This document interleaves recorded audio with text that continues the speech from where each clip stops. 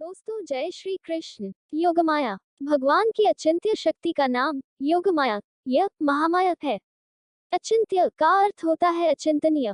भगवान की लीला के लिए पहले से ही मंच पात्र आदि तैयार कर देना, संसारी जीवों के सामने भगवान की भगवत्ता को छुपाकर रखना आदि काम योगमाया ही करती है। जब भी हम भगवान श्री कृष्ण की लीलाओं को पढ़ते हैं तो अक्सर योगमाया का नाम आता है। प्रश्न यह है कि ये योगमाया या महामाया कौन है। भगवान की योगमाया के बारे में वर्णन किया गया है। भगवान की ऐश्वर्य शक्ति है योगमाया।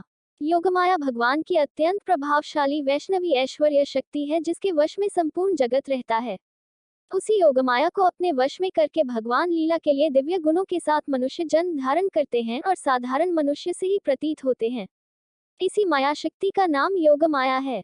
भगवान जब मनुष्य के रूप में अवतरित होते हैं तब जैसे बहुरूप या किसी दूसरे स्वांग में लोगों के सामने आता है, उस समय अपना असली रूप छिपा लेता है, वैसे ही भगवान अपनी योगमाया को चारों ओर फैलाकर स्वयं उसमें छिपे रहते हैं। साधारण मनुष्यों की दृष्टि उस माया के पर्दे से पार नहीं जा सकती, इसलिए अधिकांश लोग उन्हें अपने जैसा ही साधारण मनुष्य मानते हैं। भगवान श्री कृष्ण कहते हैं, मैं सबके सामने प्रकाशित क्यों नहीं होता, लोग मुझे पहचानते क्यों नहीं, क्योंकि मैं योगमाया से अपने को ढका रखता हूँ। भगवान की लीला का आयोजन योगमाया ही करती है। भगवान की लीला के लिए पहले से ही मंच पात्र आदि तैयार कर देना, संसारी जीवों के सामने भगवान की भगवत्ता को छुपाकर रखना आदि काम योगमाया ही करती है। यह योगमाया शक्ति वही है जिसे परमब्रह्म भगवान श्री कृष्ण ने व्रज में स्वयं अवतरित होने से पूर्व ही अपनी लीला के संपादन के लिए भूतल पर भेज दिया था। गोलोक में भगवान श्री कृष्ण ने योगमाया को आदेश दिया, हे देवी, आप ग्वालों और गौओं से सुशोभित व्रज में जाओ और मेरा कार्य संपादन करो। तब योगमाया ने पूछा, भगवान, यह व्रज कहाँ है और वहाँ क्या करना है। भगवान ने कहा, देवी, व्रज भूमि मेरी अपनी निज भूमि है। मैं अजन्मा होते हुए भी व्रज में जन्म लेता हूँ। नित्य तृप्त होते हुए भी व्रजांगनाओं की छछिया भर छाछ पीने के लिए उनके इशारों पर नाचता हूँ। व्रजवासियों की रूखी सूखी अरे ओरे की बोली भाषा मुझे वेद की स्तुति से भी अधिक प्रिय है। मैं परमेश्वर सर्वेश्वर हूँ, परंतु वात्सल्यमयी मां यशोदा मुझे प्रेम की डोरी से लपेटकर बांध देती हैं। उसी व्रज के व्रजराज श्रीनंद बाबा के घर में उनकी धर्मपत्नी यशोदा के गर्भ से तुम्हें कन्या के रूप में प्रकट होना है और मैं अपने समस्त ज्ञान बल आदि अंशों के साथ देवकी का पुत्र बनूंगा।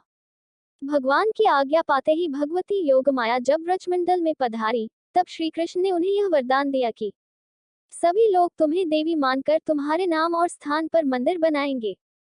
व्रज में दुर्गा, भद्रकाली, विजया, वैष्णवी, कुमुदा, चंडिका, कृष्णा, माधवी, कन्यका, माया, नारायणी, ईशानी, शारदा, अंबिका आदि नामों से तुम विख्यात होगी। तुम लोगों को मुमांगे वरदान देने में समर्थ होगी। तुम्हें अपनी समस्त अभिलाषाओं को पूर्ण करने वाली जानकर भक्त घनघोर शब्द करने वाले घंटों, लंबी लंबी लाल पीली केसरिया ध्वजाओं से एवं गंध, अक्षत, फल, फूल, धूप दीप, मिष्ठान, श्रीफल, नारियल, भेंट आदि विभिन्न सामग्रियों से तुम्हारी पूजा करेंगे, क्योंकि आप ही सर्वकाम वर प्रदायिनी हैं। इस प्रकार भगवान श्री कृष्ण ने अपनी लीलाओं के सृजन और विस्तार के लिए योगमाया को रंगमंच तैयार कराने का आदेश दिया। भगवान श्री कृष्ण की बहन है योगमाया। कंस का कारागार भाद्रपद कृष्ण अष्टमी की अर्धनिशा में जब श्री कृष्णचंद्र का प्राकट्य हुआ, तब वह चतुर्भुज रूप माता देवकी की प्रार्थना करने पर देखते ही देखते शिशु बन गया। बंदीगृह की बेड़ियां ताले स्वत खुल गए। वसुदेव जी अपने उस हृदय घन को गोकुल में जाकर नंद भवन में रख आए और यशोदा जी को जन्मी योगमाया को ले आए।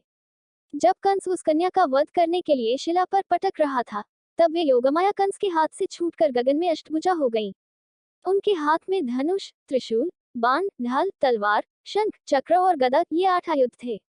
उस समय योगमाया ने कंस से कहा, तेरे पूर्वजन्म का शत्रु तुझे मारने के लिए किसी स्थान पर पैदा हो चुका है।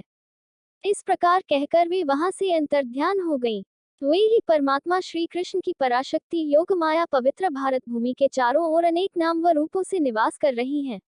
जैसे उत्तर में जम्मू कश्मीर में वैष्णवी वैष्णो देवी, पूर्व में असम में कामाख्या देवी, दक्षिण में तमिलनाडु में कन्यका कन्याकुमारी, पश्चिम में गुजरात में अंबिका अंबा माता। ये प्रसिद्ध सिद्धपीठ आज भी भारतवर्ष की चारों दिशाओं में विद्यमान हैं। दोस्तों, अगली वीडियो देखने के लिए आप चैनल सब्सक्राइब जरूर करें और लाइक करें और कमेंट करें। जय श्री राधा महारानी जी। दोस्तों